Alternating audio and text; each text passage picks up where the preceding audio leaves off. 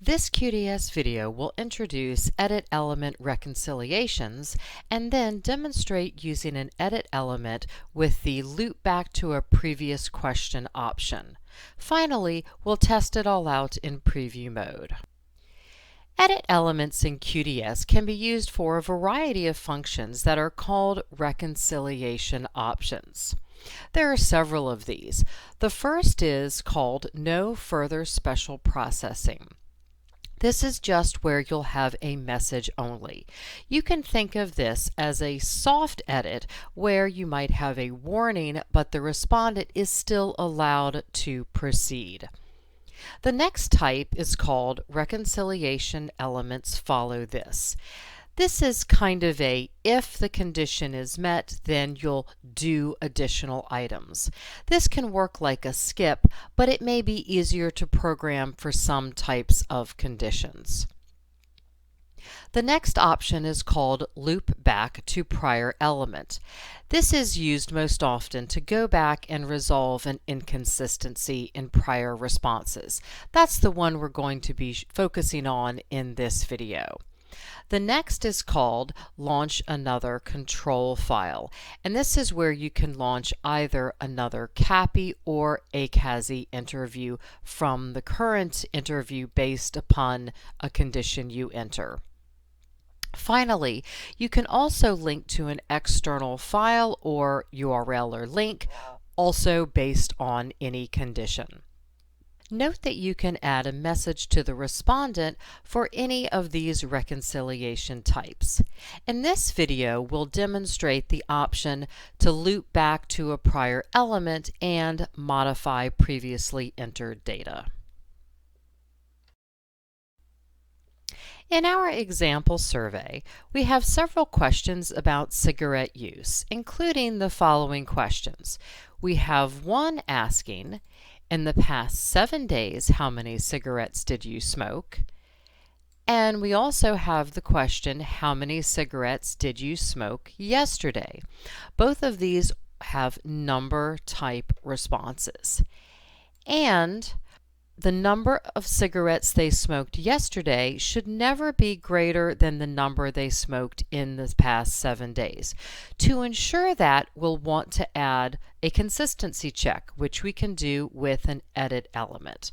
So to go in and add that edit element, we're going to want to place our line right below where we would like to add it, and then we can go and select the Edit Element option from our Insert toolbar.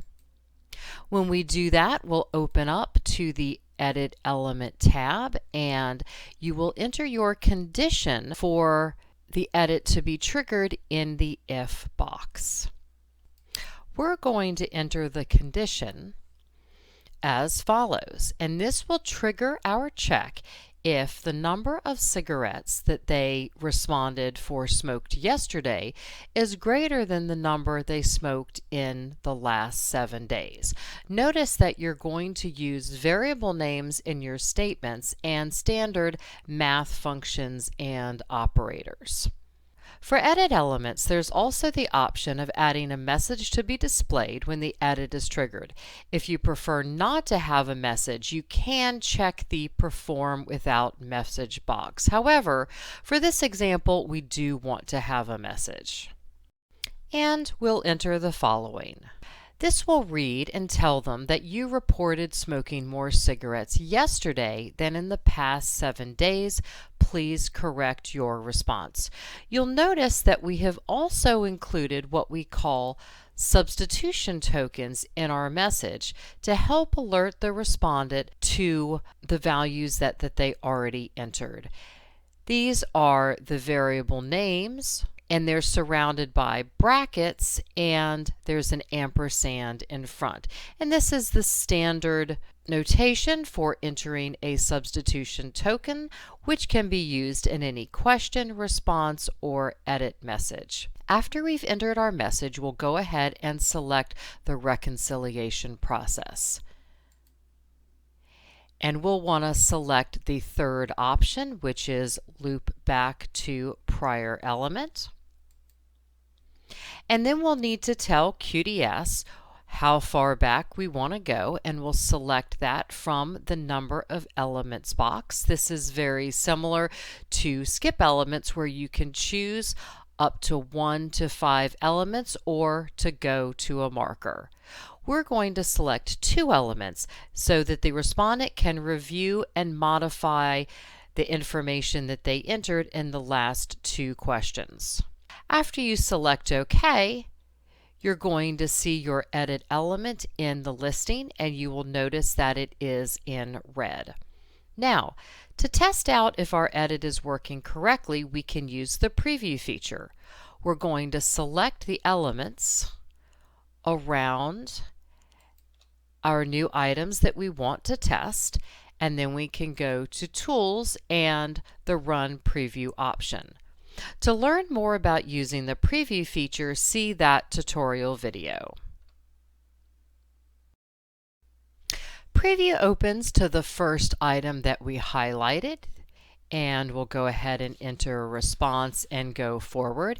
And here we have the question asking about, in the past 7 days, how many cigarettes did they smoke?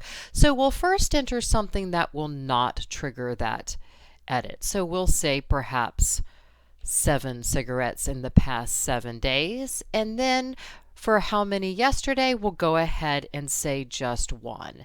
And you'll notice that we proceeded and the edit did not trigger. However, if we were to go back to that last question about yesterday and we enter, say, 11 and then select next question, it is going to trigger that edit message box to pop up. The message will read, "You reported smoking more cigarettes yesterday," and this is what we entered in parens here as we programmed it, 11, than in the past 7 days, which we had responded 7 to that. Please correct your response. As soon as we click OK, it's going to go back to elements to give us a chance to review that response.